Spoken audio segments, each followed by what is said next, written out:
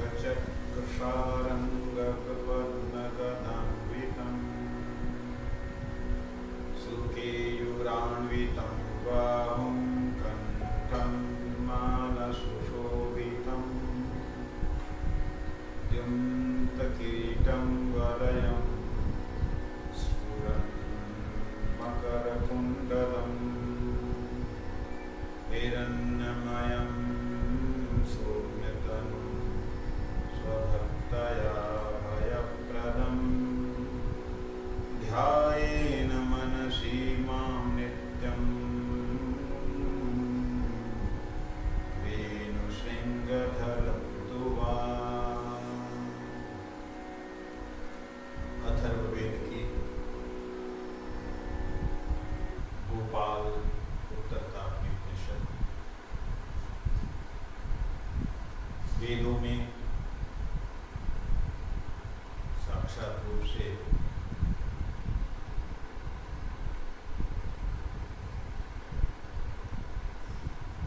भगवान का कृष्ण के बारे में वर्णन है,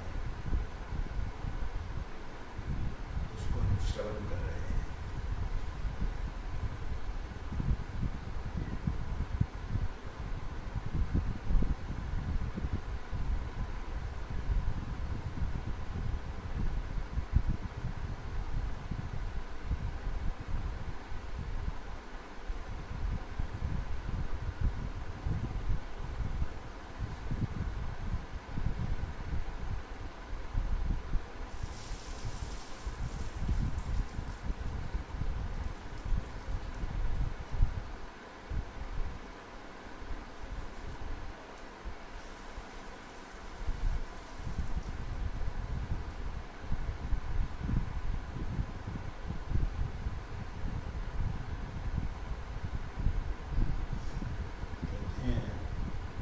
ब्रह्मा जी भगवान नारायण से पूछते हैं कि हे भगवान, एक ही देव आप परमेश्वर चार देवताओं में कैसे हो गए? आप अकेले ही थे तो चार लोगों में कैसे हो? इसी प्रकार जो एक अक्षर के रूप में विख्यात है, प्रणव एक अक्षर ही है,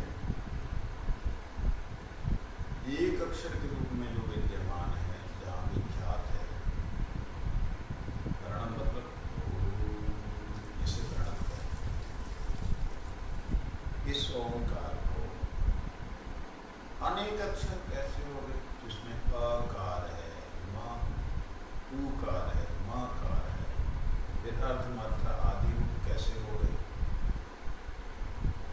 ये प्रश्न सुन। सृष्टि के पूर्व एकमात्र अद्वितीय ब्रह्म ही सर्वत्र विराजमान था। ये बात है, सुनने में आती है। भगवान की जो मूल अवस्था है, जो तुरीय तत्व है, तुरीय तत्व का अर्थ होता है कि जो समाधि से भी ऊपर है।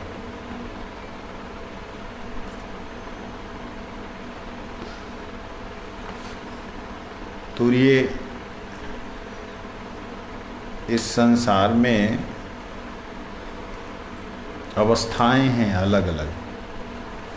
त्रिगुणातीत अवस्था ही तुरीय अवस्था है।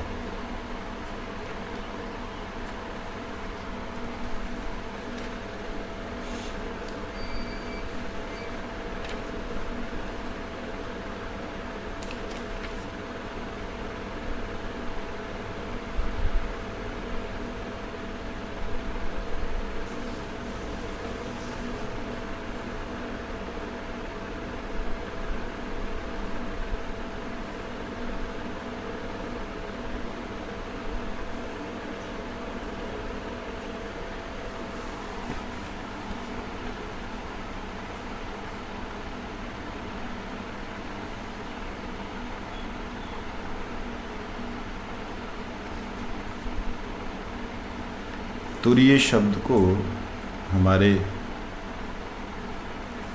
जय राधा गोकुला, तुरीय शब्द का अवस्था है चतुर्थ अवस्था। चतुर्थ अर्थात एक है गुणों में फंसा हुआ, एक है निर्गुण, एक है सगुण और एक है तुरीय। त्रिगुण में फंसा, त्रिगुण से अतीत सगुण भगवान, जिसमें ब्रह्मा विष्णु और शिव हैं, और उनके ऊपर जो कि तुरीय अवस्था, चतुर्थ अवस्था में गुण तो हैं लेकिन वह त्रिगुणातीत अनंत गुण, ब्रह्म की अवस्था, ये बात कहते हैं तुरीय। तो कह रहे हैं कि वो अकेले ही ब्रह्म विराजमान थे, अद्वितीय ब्रह्म विराजमान थे। सर्ग काल में उस ब्रह्म से अव्यक्त अव्याकृति मूल प्रकृति का प्रादुर्भाव हुआ। अव्याकृति मतलब जो व्यय ना हो, जो नष्ट ना हो, ऐसी कृत जो है, ऐसी आकृति प्रकट हुई, ऐसा रूप प्रकट हुआ जो कभी नष्ट ना हो, अव्याकृत।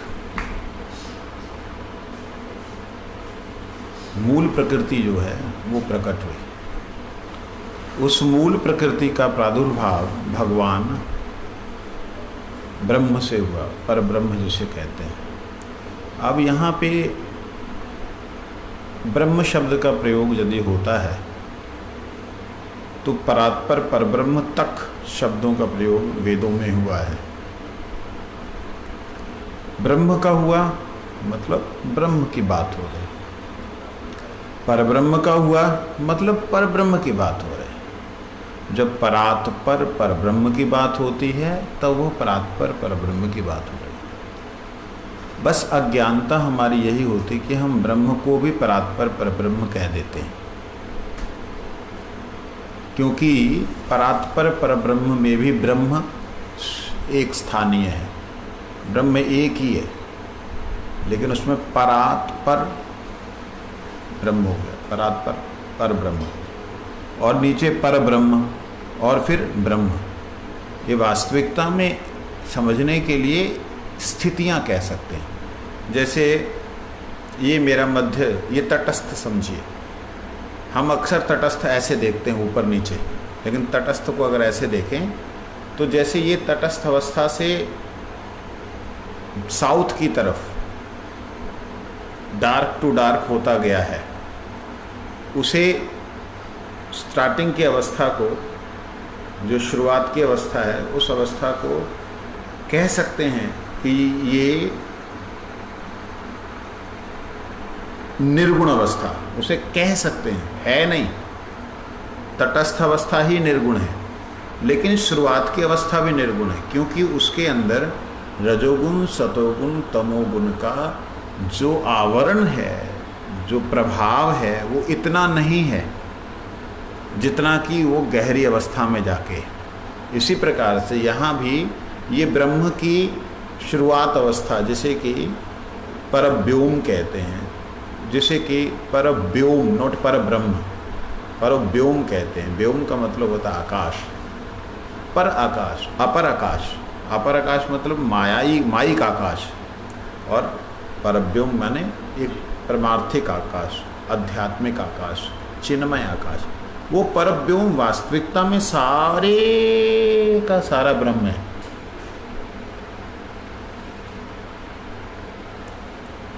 समझे नहीं? वो सारे का सारा ब्रह्म है, इसलिए अंत तक जो है वो ब्रह्म ही है। और यहाँ सारे का सारा माया का है, इसलिए अंत तक जो है वो माइक ही है। इसलिए बीच में हम जीव जो हैं अपनी बुद्धि की कसरत करते रहते हैं कि भाई ब्रह्म से श्रेष्ठ फलाना, उससे श्रेष्ठ फलाना, उससे श्रेष्ठ फलाना, ये हम श्रेष्ठ श्रेष्ठ कहते रहते हैं। ये वास्तविकता में समझने के लिए, जैसे यहाँ पे प्रकाश का, इस अवस्था में प्रकाश की वह प्रकाश का प्रभाव नहीं है जितना कि उनके दिव्य लोक में है। वो दिव्य लोक जो है उसे वैकुंठ कहते हैं। जैसा कि वैकुंठ का दिव्य प्रकाश है वो अरबों खरबों माइल कोस दूर इस तटस्थ अवस्था से, अरबों खरबों माइल दूर होने के नाते वहाँ का जो प्रभाव है, वहाँ की जो रश्मि है, वहाँ की जो लप, तुम जहाँ भी जाओ, कहीं भी चले जाओ, ऐसा नहीं है कि वहाँ ब्रह्म नहीं है। उदाहरण के लिए यहाँ पे तो परव्योम आ गया, माया का आकाश नहीं है, यहाँ पे ब्रह्म स्पष्ट है और यहाँ अस्पष्ट ब्रह्म है। यहाँ ब्रह्म स्पष्ट का मतलब यहाँ से आप ब्रह्मलोक अर्थात वह एक पुंज देख पाएंगे जिसको अखंड मंडलाकारम व्याप्तम येन चराचरम, उसे आप देख पाएंगे।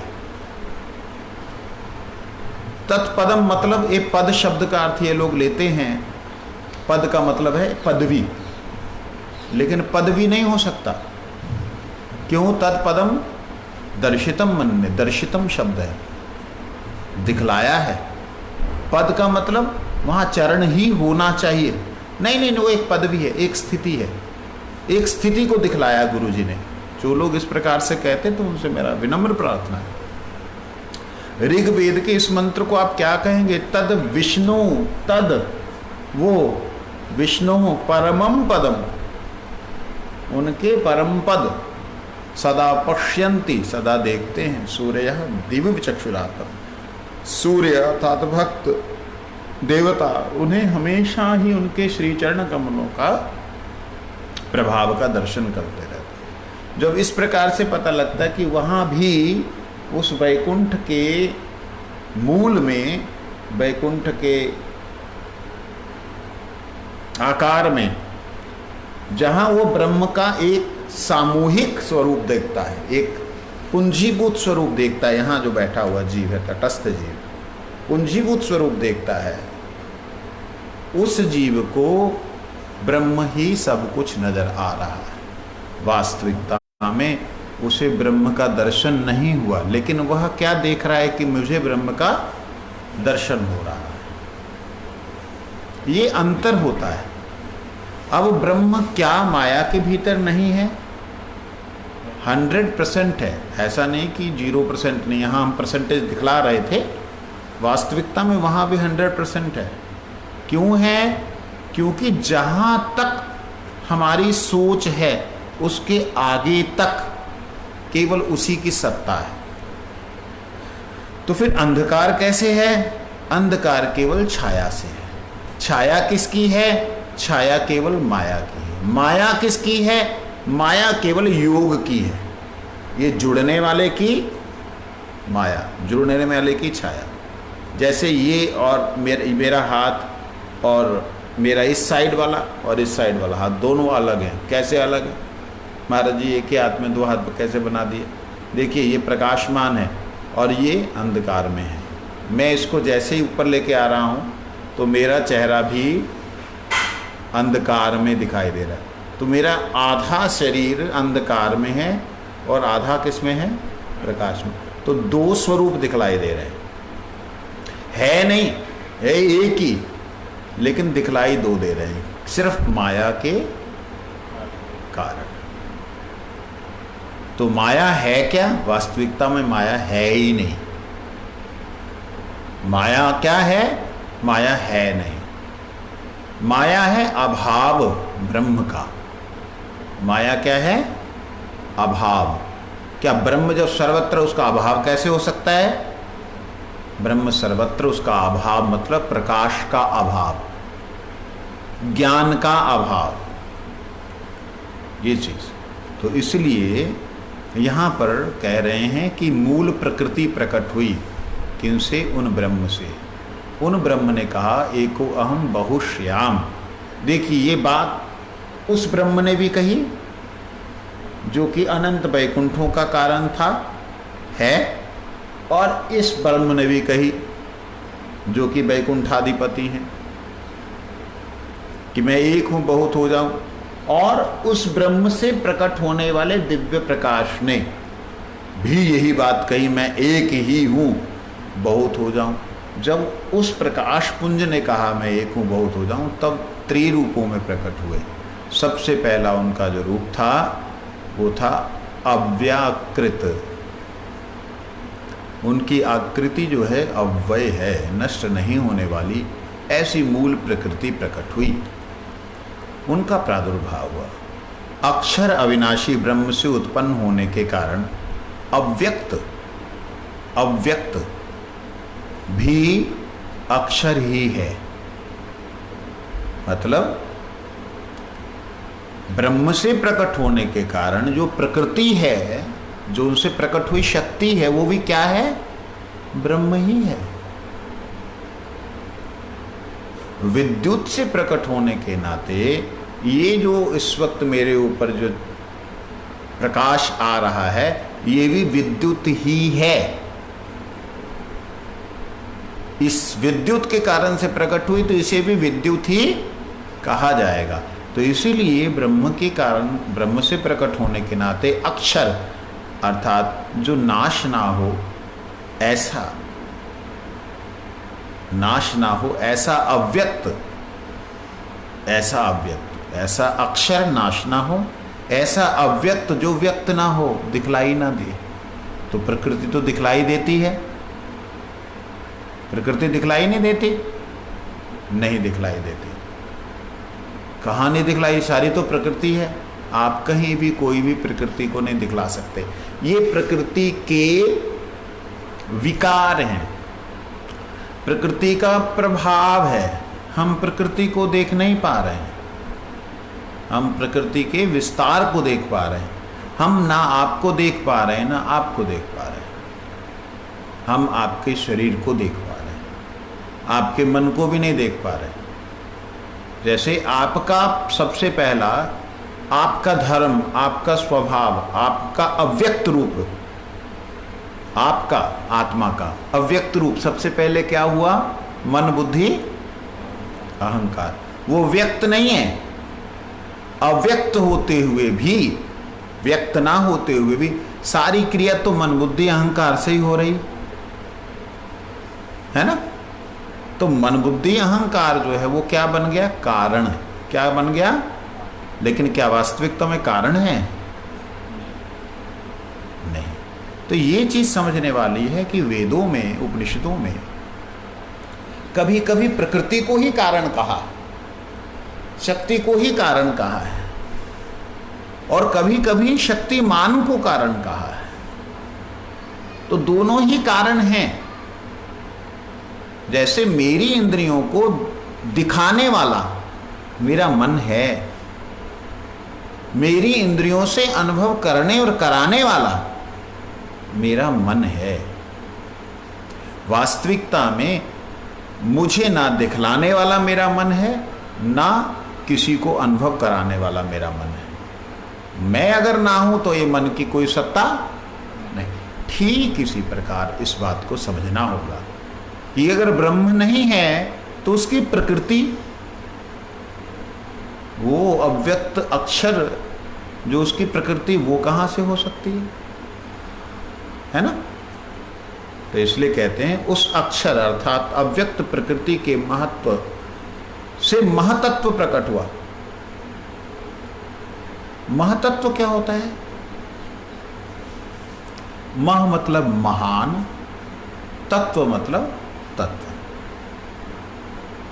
उस प्रकृति से, उस शक्ति से, ब्रह्म की उस शक्ति से महातत्व प्रकट हुआ।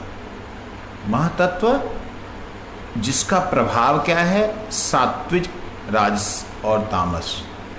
उसका जो प्रभाव है वो सात्विक है, राजसिक है और तामस है। इस महातत्व को अगर हम ब्रह्मा, विष्णु, महेश कह दें तो कोई भी इसमें दोष नहीं है। विष्णु सात्विक, ब्रह्मा राजस और शिव तामस। कह दें तो कोई दोष नहीं। अगर हम कह देते हैं तो एक सॉल्यूशन हमारा निकल के आ जाता है।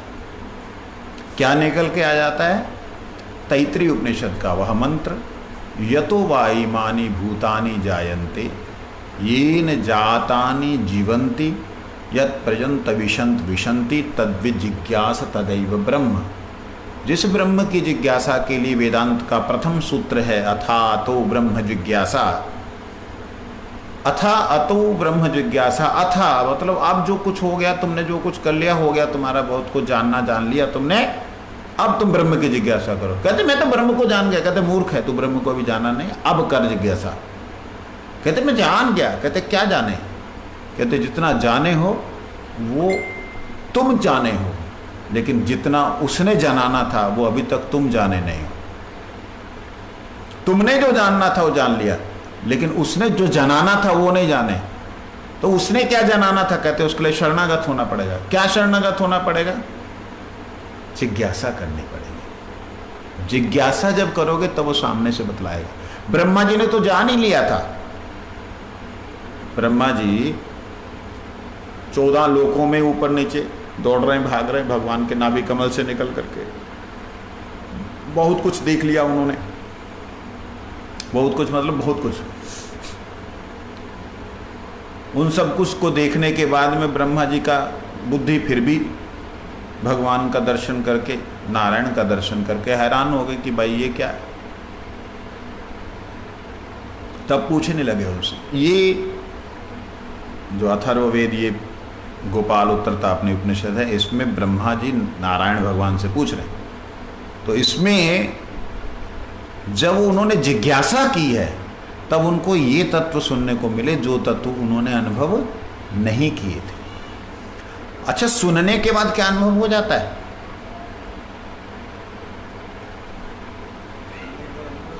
क्या अनुभव हो जाता है? कभी नहीं होता।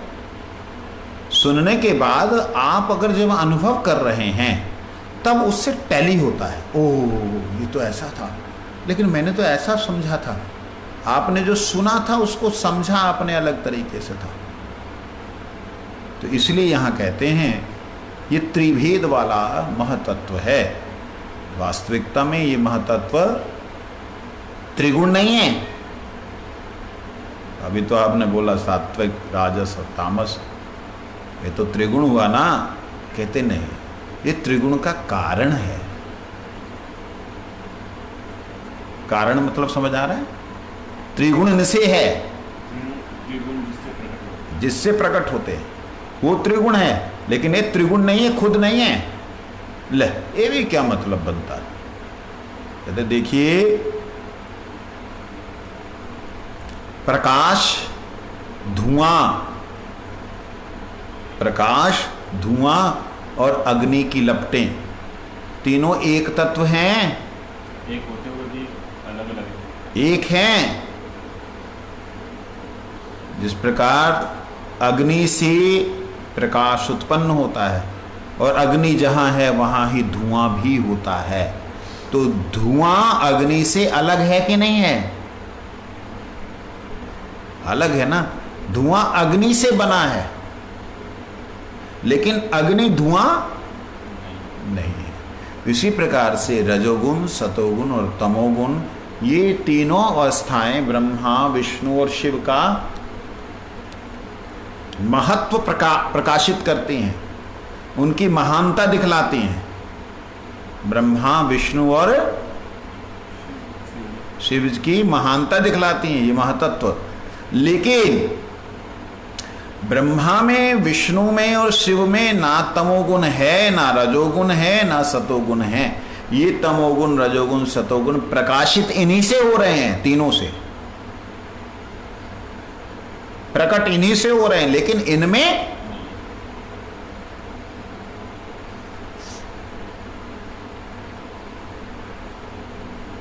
अहंकार उत्पन्न हुआ। कहते हैं इस महतत्व से क्या प्रकट हुआ? अहंकार। महतत्व ब्रह्मा, विष्णु, शिव और विष्णु, ब्रह्मा और शिव। मूल रूप से विष्णु इसलिए क्योंकि विष्णु से ब्रह्मा जी प्रकट हुए और शिव तमोगुण स्वरूप से ब्रह्मा जी के मस्तक से, कुछ लोग कहते हैं विराट पुरुष के मस्तक से प्रकट हुए हैं शिव क्रोध के रूप में। कुछ जगह ब्रह्मा जी का नाम आया, कुछ जगह विराट पुरुष परमात्मा का नाम आया। तो एक समय में ऐसा हो सकता है, दूसरे समय में ऐसा हो सकता है। वो कल्प भेद कह लो, जब भेद समझ ना आए तो ये बोलो काल्पनिक भेद, नहीं समझ आ रहा तो यही कहेंगे। कहते उस तामस अर्थात अहंकार से शब्द आदि 5 तन मात्राएं प्रकट हुई। किससे प्रकट हुई? उस अहंकार से। महातत्व से प्रकट हुआ अहंकार, अहंकार से प्रकट हुआ शब्द, शब्द आदि 5 तन मात्राएं प्रकट हुई। तन मात्राएं वही आ रहा हूं, शब्द, उसके बाद है स्पर्श, उसके बाद है रूप, उसके बाद है रस, उसके बाद है गंध। ये तन मात्राएं हैं। अब ये तन मात्राएं जो हैं, ध्यान से समझने वाली बात है। पहले तन मात्रा है, बाद में वस्तु है। शब्द है, उसके बाद आकाश। नहीं जी, आप गलत बोल रहे हैं। आकाश तो हमेशा है, शब्द तो कभी हुआ, उससे पहले आकाश है। साइंस तो यही कहेगी ना, विज्ञान तो यही कहेगा, शब्द तो आकाश में गुंजायमान हुआ। लेकिन हमारे वेद कहते हैं, हमारे शास्त्र कहते हैं, ये जो माइक, ये जो माया का बना हुआ, माया से ढका हुआ जो आकाश है, ये कब उत्पन्न हुआ, उसके बारे में हमारे वेद कहते हैं। ये विशेषता है वेदों की। ये माइक जगत प्रकट हुआ है शब्द से, ये माइक आकाश प्रकट हुआ है शब्द से। उस माइक आकाश और उस आकाश में अंतर, इस आकाश में आपको सब जगह पे अंधकार मिल सकता है।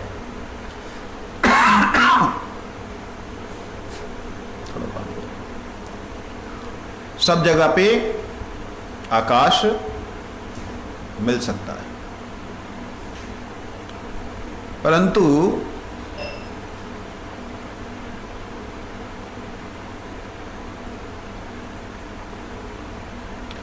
अंधकार मिल सकता है सब जगह से।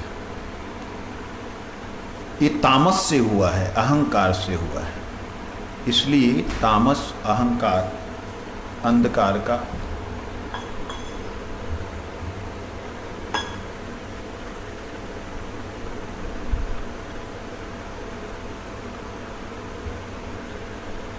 हरे कृष्ण कृष्ण कृष्ण हरे हरे, हरे राम राम राम हरे हरे, हरे कृष्ण कृष्ण कृष्ण हरे हरे, हरे राम हरि हरि। ये बात समझने वाली है थोड़ी सी, कि हम लोग अहंकार से ही उत्पन्न हुए हैं। इस जीव जगत की सारी सृष्टि तमोगुण या तामस से ही हुई है। तो रजोगुण से हुआ सारा सृष्टि, आप तमोगुण से बोल रहे। शांति। अंधकार, माया का निर्मित जो आकाश है, वो शब्द से प्रकट हुआ है। कहने का मतलब, थोड़ा सा इस लाइन पे ध्यान दीजिए। कहने का मतलब, जहां शब्द ने वाइब्रेट किया, उस वाइब्रेशन से एक प्रकार का लेयर बनी। एक प्रकार की बड़ी जबरदस्त घनी लेयर बने। घनी वस्तु जानते ना, घना। जैसे दूध के अंदर दही डालने से क्या होता है, सारा दूध जमना शुरू हो जाता है ना, सारा दूध। इसी प्रकार से उस महतत्व से जो अहंकार उत्पन्न हुआ, वो जो तामस अहंकार है, उस तामस अहंकार से शब्द उत्पन्न हुआ। और वह शब्द ने जो चिन्मय जगत था, मान लो ऐसा समझने के लिए, चिन्मय इधर वाला नहीं, चिन्मय उसके ऑपोजिट, उसको उन्मुख हुआ नहीं, इसके विपरीत हुआ। वो चिन्मय जगत ने, चिन्मय जगत में इस अहंकार ने अपना एक स्थान बनाना शुरू किया, अपना एक एरिया बनाना शुरू किया। और वो शब्द से ही घनीभूत हुआ, वाइब्रेट हुआ। और वो इतनी वाइब्रेशन थी उस शब्द की, उस महान भीषण शब्द की इतनी वाइब्रेशन थी, इतनी वाइब्रेशन थी कि वो पूरे का पूरा अंधकारमय हो गया।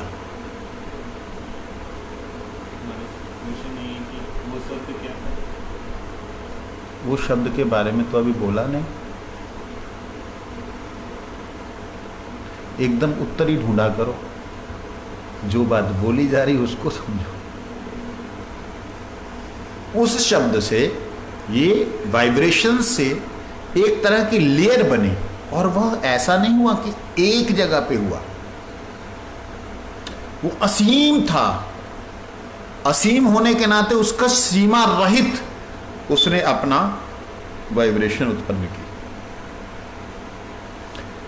ये ध्यान रखिए, ये सारा ब्रह्म से हो रहा है। कौन सा ब्रह्म है उसके बारे में यहां पे जो क्लियरली लिखा है, वो ब्रह्म अव्यक्त अक्षर अव्यक्त और अक्षर मूर्ति, उस ब्रह्म से हो रहा है। जो अव्यक्त है, नष्ट नहीं होने वाला, दिखलाई नहीं देने वाला, उस ना दिखलाई देने वाले, ना नष्ट होने वाले से महतत्व राजस, तामस और सात्विक ये भाव प्रकट हुए। इन भावों से शब्द उत्पन्न हुआ है। मान लीजिए ये तीनों अ उ मा है, और ये जो ऊपर का जो चंद्र बिंदु है, मो आकाश, वो आकाश।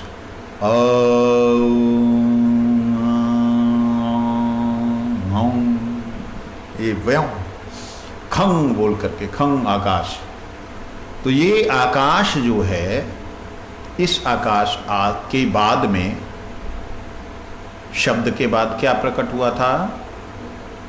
आकाश के बाद क्या प्रकट हुआ? स्पर्श। आप लोगों ने कभी फील किया हो कि ना, जो बड़े बड़े स्पीकर लगते हैं ना, बुफर, तो उनके पीछे छोटा सा एक सुराख सा रहता है, और जब बजते हैं डिंग डिंग डिंग, तो उसके पीछे से आप देखना हवा निकलती, धूप धूप धूप। अंदर से हवा कहाँ से आ रही? अंदर तो जगह ही नहीं है हवा की, अंदर तो रिक्त स्थान है, अंदर हवा कहाँ से आ रही? ये बात समझने वाली है। आकाश में स्पर्श को उत्पन्न कर दे, ऐसा भीषण शब्द था वो। और उस स्पर्श के साथ ही वाइब्रेशन हो रही है शब्द की, तो वहाँ पे हवा का प्राकट्य हुआ। और हवा और उस अंतरिक्ष का, उस आकाश का जब और घर्षण हुआ, तो रूप प्रकट हुआ। उस रूप का नाम हुआ अग्नि। अग्नि, आकाश और स्पर्श, इन चारों, इन क्षयों का, 6 कैसे हो गए?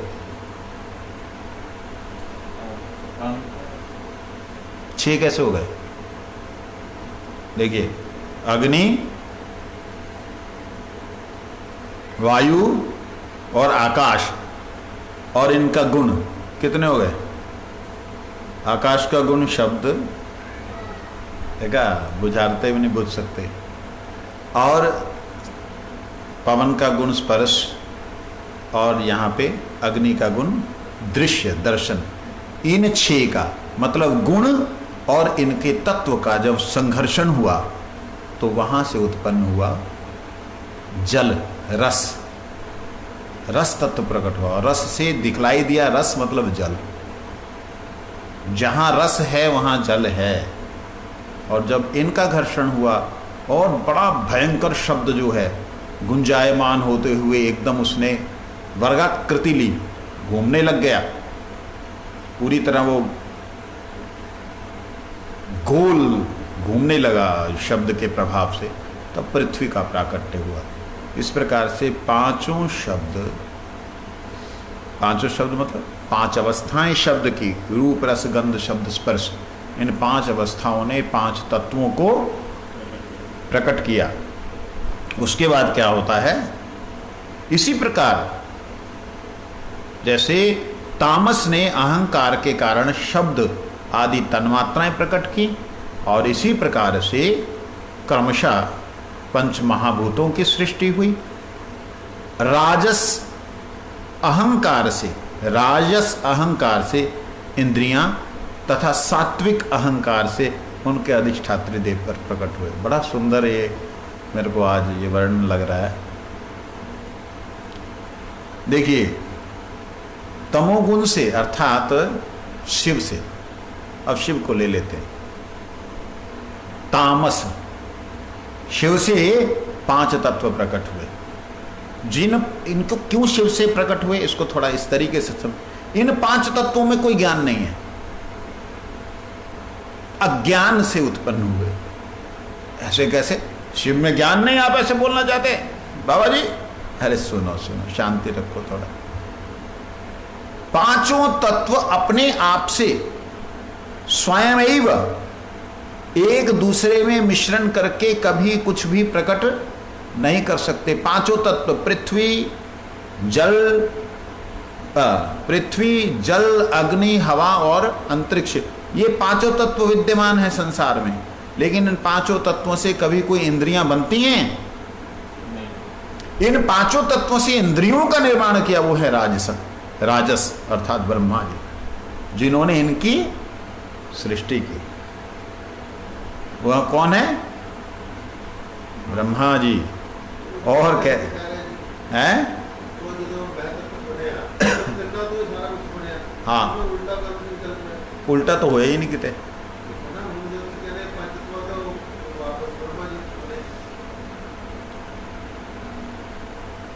अब ध्यान दीजिएगा, हम ऐसे देख रहे हैं, ऐसे ना देख के ऐसे देखें, ठीक है? ऐसे देखेंगे तो सबसे पहले क्या है? ब्रह्म, ब्रह्म से विष्णु, ब्रह्म से ब्रह्मा, ब्रह्म से शिव। अब शिव नीचे आ गए सबसे पहले। अब शिव से फिर दोबारा से उल्टा चालू हो गया। शिव से पांच तत्व और पांच तन्मात्राएं और उनके पांच तत्व।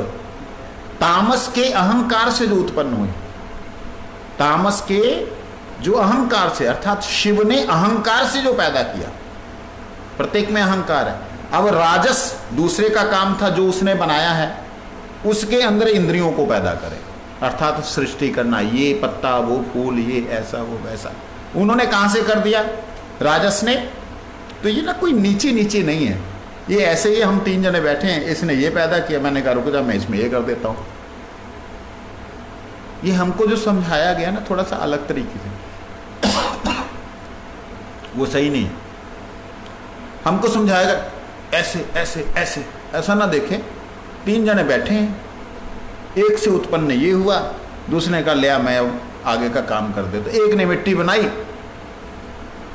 दूसरे ने कहा ला मैं इसमें आकृति दे देता हूँ, दूसरे ने आकृति बनाई, तीसरे ने कहा ला इसमें अब मैं अपने गुण डाल देता हूँ। तो ये चीज होती। आइए अब आगे समझ, आगे। हाँ, कहते हैं, देखिए, रजोगुण से इंद्रियां,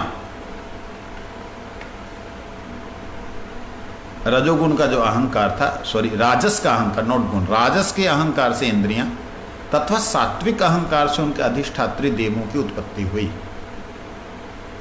अब इस जो ये शरीर जिसकी बात हो रही है, अब तो शरीर की बात आ गई ना सीधी। ये किस शरीर की बात हो रही है? ये विराट पुरुष की बात हो रही है। किसकी? लोग यहां पे भ्रम कर जाते हैं वेदों की बात पे, वो इसको अपने पे ले लेते,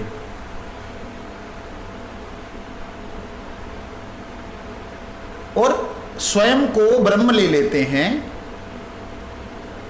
मूल को शून्य ले लिया, और तमोगुण को उत्पन्न जो है रजोगुण सतोगुण तमोगुण रूपी ये माया, इसमें फिर क्रिया करने वाला ब्रह्मा अपने आप में ही, ब्रह्मा अपने आप में ही, शिव अपने आप में, विष्णु, इन तीनों के अलग अलग स्थान बना दिए लोगों ने।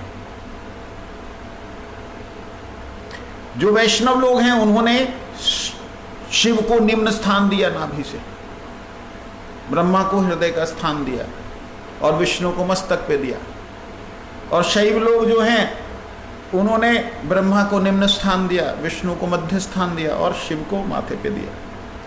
ये लड़ाइयाँ हमेशा चलती ही चलती रहेंगी। क्यों? अपनी अपनी बुद्धि का विकार और अपनी अपनी बुद्धि का अनुभव है। वास्तविकता में ज्ञान जो है वो सामने हमारे होने पर भी हमको दिखलाई नहीं देता। तो यहाँ पे जो कह रहे हैं, इस प्रकार शरीर इंद्रियां आदि के रूप में स्थित उन महातत्व आदि से तथा भूतों से वह अक्षर परमात्मा आवृत है।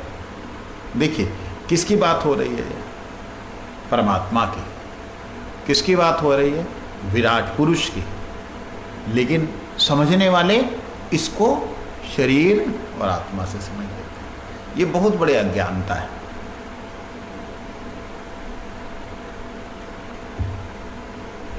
इन प्राकृत आवरणों में छुपे हुए अक्षर परमात्मा को प्रायः संसारी मनुष्य देख नहीं पाते। किस परमात्मा को? अक्षर। अक्षर का मतलब जो नष्ट ना हो। नष्ट क्या नहीं होता?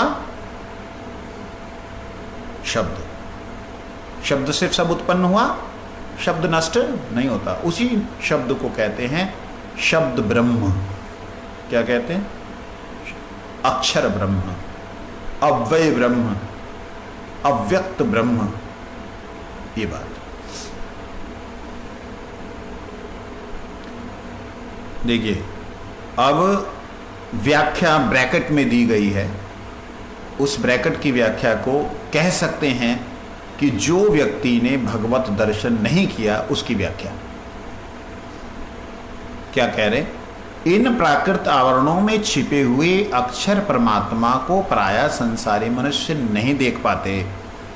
वास्तव में वह अक्षर परमात्मा सबका अंतर्यामी आत्मा है, अतः उसको अपने से अभिन्न मानकर ऐसी भावना करनी चाहिए, मैं अक्षर हूँ, मैं साक्षात अविनाशी परमात्मा हूँ, उन परमात्मा का वाचक प्रणव ओम अक्षर मैं ही हूँ, मैं अमर हूँ, मैं निर्भय हूँ, मैं अमृत हूँ, मैं भय शून्य ब्रह्म, मैं निसंदेह मैं वही हूँ, मैं मुक्त हूँ, मैं अक्षर भी मैं ही हूँ।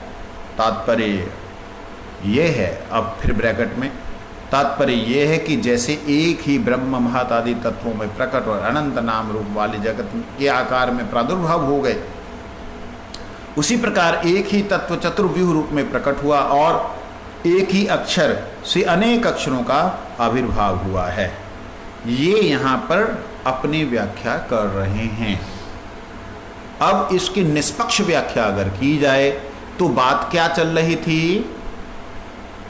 ब्रह्मा जी ने जो पूछा था, क्या पूछा था कि हे प्रभु, वो एक कैसे, दो हुए, तीन हुए, चार हुए, चतुर्व्यूह में आए, कैसे? प्रश्न वो था।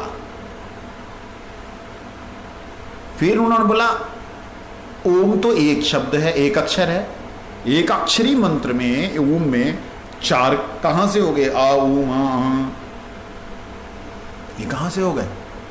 प्रश्न वो, उत्तर वही दिया गया, लेकिन व्याख्या में आकर के कहां गड़बड़ी की गई?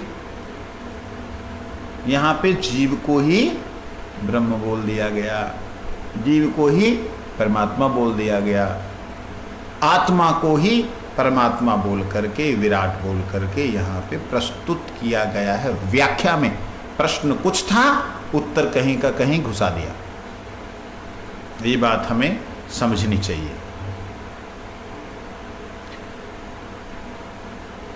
रोहिणी नंदन बलराम जी प्रणव के अ हैं। अ, रोहिणी नंदन बलराम जी कौन है? प्रणव के अ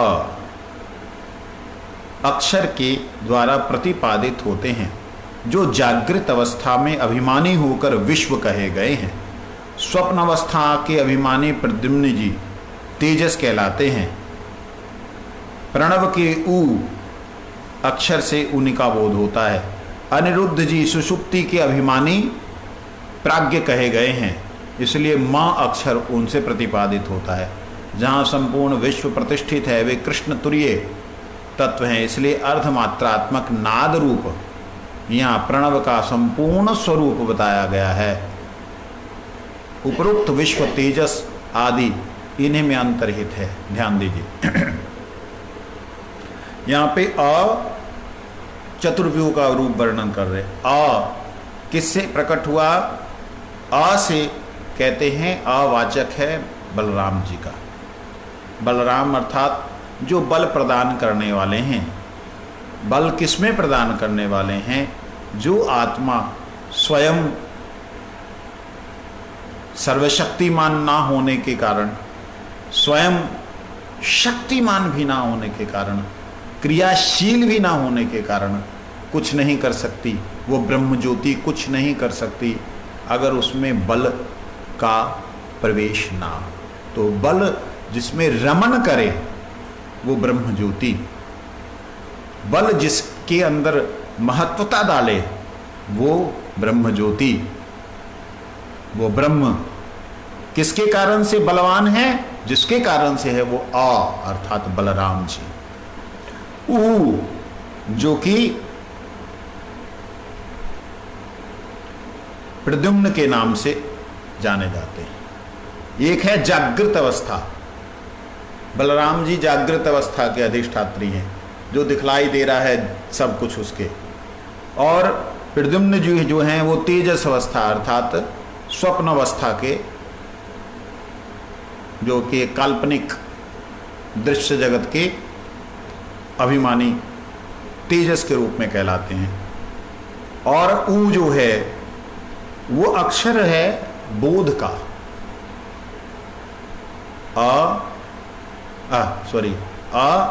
ऊ प्रद्युम्न जी और अनिरुद्ध जी जो हैं वो प्राज्ञ कहे गए, मां ज्ञान।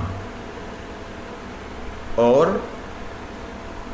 जो अंग ऊ की मात्रा जो है, जो कि अर्धमात्रा नाद स्वरूप कही गई है, जो वास्तविकता में प्रणव का मूल है, वो कृष्ण है। मैं इसे ना अगर लिख करके बतला पाता तो शायद आप लोगों की समझ में आ पाता। अभी आप लोगों की समझ में आ नहीं रहा होगा, फिर भी मैं थोड़ा इशारों से समझाता हूँ। समय हो रहा है आरती का। इशारों से समझने के बाद में अगर समझ आ गया तो अच्छी बात है, नहीं तो इसको अच्छे ढंग से समझना चाहिए। ओम जो है इससे संपूर्ण हुआ है। इससे क्या हुआ है? संपूर्ण हुआ है। अब समझने के लिए ये समझ लीजिए, जितना भी जड़ जगत है वो सारे का सारा प्रकट हुआ है तो भगवान के शब्द से ही हुआ है। मैं जो साउंड योगा करता हूँ ऐसे ही नहीं बोलता हूँ, इसका ऐसे ही महत्व नहीं है। ये कोई कपोल कल्पना नहीं है, ये वेदों का प्रमाणित सिद्धांत है। लोगों को ये समझ में नहीं आता। लोग योग योग योग योग करने लग गया मधुसूदन महाराज ऐसा बोलते हैं। वास्तविकता में गलत है भाव। प्रणव जो है मूल रूप से प्रणव कृष्ण हैं। राधा और कृष्ण का मिलित विग्रह प्रणव है। इसमें केवल मात्र दो ही तत्व हैं, राधा कृष्ण। और जो आकृति रूप है वो बलदेव जी हैं। आकृति रूप से बलदेव जी और कृष्ण और राधा रानी ही हैं। और जो ये अंग मात्रा जो ऊपर नाद स्वरूप है, वो नाद स्वरूप इन तीनों के द्वारा उत्पन्न भगवत रस है, प्रेम है, वो मूल प्रणव है। उस मूल प्रणव का जब इस जगत में प्रादुर्भाव हुआ, अर्थात वैकुंठों के बाहर जब आया है, तब उस वक्त की सृष्टि का वर्णन यहाँ पे बतला रहे हैं। इस बात को आप लोग समझ लीजिए, ठीक है। वांछा कल्पतरुभ्यश्च कृपा सिन्धुभ्यैव च पतितानां पावनेभ्यो वैष्णवेभ्यो नमो नमः।